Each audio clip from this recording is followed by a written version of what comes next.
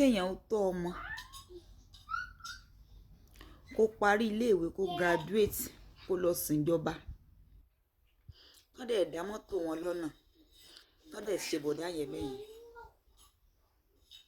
after tán náà ti san 10 million naira wọ́n dẹ̀ tún padà gbẹ̀mí bọ̀dá yẹn.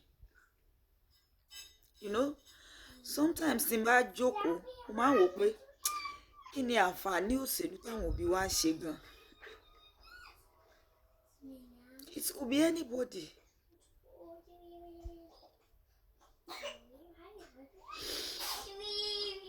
Kí ni àǹfààní àwọn orin ọ̀tẹ̀tẹ̀ ló máa ń kọ? Kí láǹfààní ìwọ́de yín? Nígbà tí ìjọba fẹ́ yín ẹran ọmọ léèwé wọn ò lè wáṣẹ́ fún wọn. Ọmọ yín mélòó? Òbí mi ní graduate 5 kò rí kankan ríṣẹ́ fún nínú 5. Ẹni tó ní 3 ní 3, ẹni tó ní 2 ní 2, ẹni tó jẹ́ pé ẹyọ kan ṣoṣo ló ní. Ẹlòmíì gbowó nápò ó gbowó gúrúmì ó fi tọ́mọ.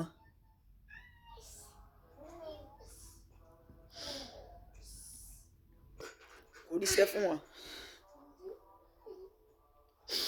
But the only thing láti máa rẹ́yìn òbí wa náà ni pé tó bá di time election kẹ́ ẹ wọṣọ ẹ wá lọ́mọ ọkùnrin ọ̀tẹ̀ káàkiri. Ó lè jẹ́ ọmọ kò sọ́mọ ẹni tí ò lè jẹ́. Ààbò tó tún yẹ ká rí as citizen àtúnrí.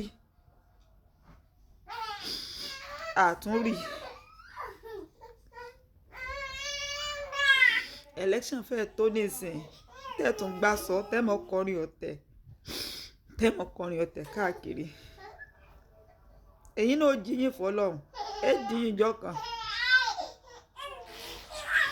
Ẹni tó bá jábíamọ tó bá wo fídíò yẹn tí ó bá ké ajẹ́ kì í ṣàbíamọ bí agbárí. Ẹ wo iye ẹ̀mí tó ti ṣòfò dànù. Ẹ wo àtọ́dún yìí tó ti ń pa àwọn èèyàn tí wọn ò dẹ̀ dáwọ́ dúró. Ìjọba ò dẹ̀ rí nǹkan kan ṣe sí i. Ẹ dẹ̀ keep on láti máa gbé àwọn pípí wọlé. Ẹ dẹ̀ lẹ́ẹ̀ṣẹ̀ òṣèlú. Ẹ̀yin nu Ọlọ́run o.